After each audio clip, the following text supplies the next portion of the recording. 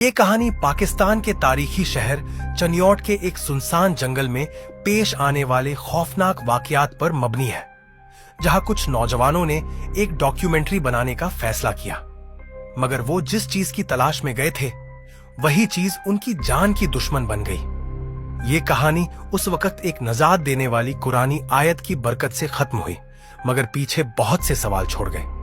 अहमद, तैमूर, साइमा और अली यूनिवर्सिटी के media students थे। इन चारों को दस्तावेजी फिल्में बनाने का बहुत शौक था। एक दिन उन्हें पता चला कि चनियोट के करीब एक पुराना जंगल मौजूद है, जहां मकामी लोग जाने से कतराते हैं।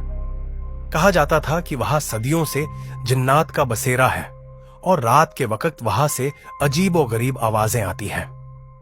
अगर हम इस जगह पर डॉक्यूमेंट्री बनाएं तो ये हमारी डिग्री के लिए जबरदस्त प्रोजेक्ट होगा, अहमद ने जोश से कहा। अली और साइमा हिचकिचाए, मगर तैमूर, जो कि काफी निडर था, फौरन मान गया।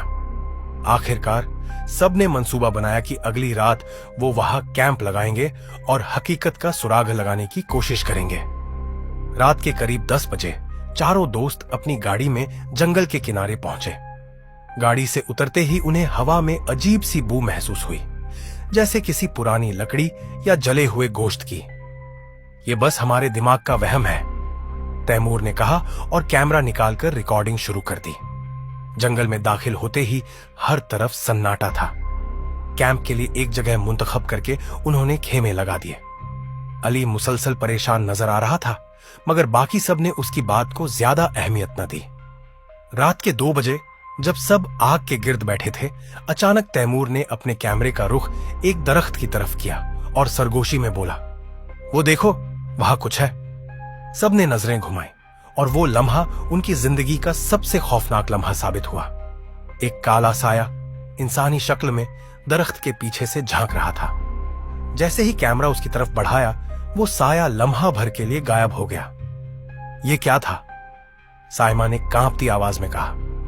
ये कुछ था, हमें यहां से जाना चाहिए, अली ने घबराते हुए कहा। मगर तैमूर और अहमद ने फैसला किया कि वो मजीद रिकॉर्डिंग करेंगे। जैसे ही वो आगे बढ़े, अचानक हवा तेज चलने लगी।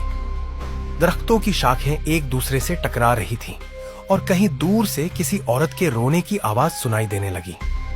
अहमद और तैमूर ने अपने कैमरों को हर तरफ घुमाना शुरू कर दिया, मगर कुछ दिखाई नहीं दे रहा था। अचानक साइमा चीख मारकर नीचे गिर गई। वो मेरे पीछे खड़ा था, साइमा कांपती हुई बोली। अली ने जल्दी से मोबाइल निकाला और आयतुल कुर्सी पढ़नी शुरू कर दी। जैसे ही उसने पहली बार तिलावत की, हवा थोड़ी नरम हो गई, मगर अचानक एक दरख्त के पीछे से एक गहरी हंसी सुनाई दी, ऐसी हंसी जो सीधा रूह में उतर जाए। हमें फौरन निकलना होगा, अहमद ने चिल्लाते हुए कहा। वो सब अंधेरे में भागने लगे, मगर जंगल का रास्ता भूल गए।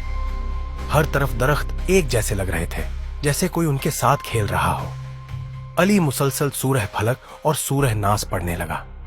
जैसे ही उसने सूरह फलक की आखिरी आयत पढ़ी, अचानक पूरे जंगल में ऐसी खामोशी छा गई जैसे वक्त रुक गया हो। अगले ही लम्हे एक जोरदार झटका महसूस हुआ और वो सब बेहोश हो गए। जब अली की आंख खुली तो वो सुबह के वक्त जंगल के किनारे पड़े थे।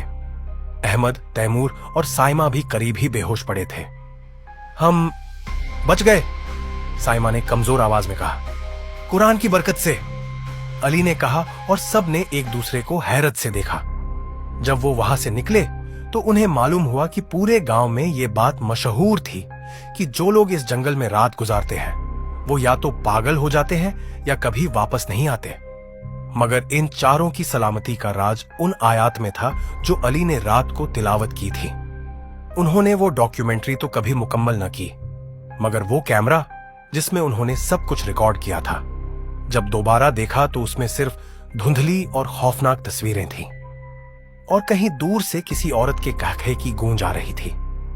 ये कहानी आज भी चनियोट के गांव में सुनाई जाती है और लोग अब भी उस जंगल में रात गुजारने की हिम्मत नहीं करते।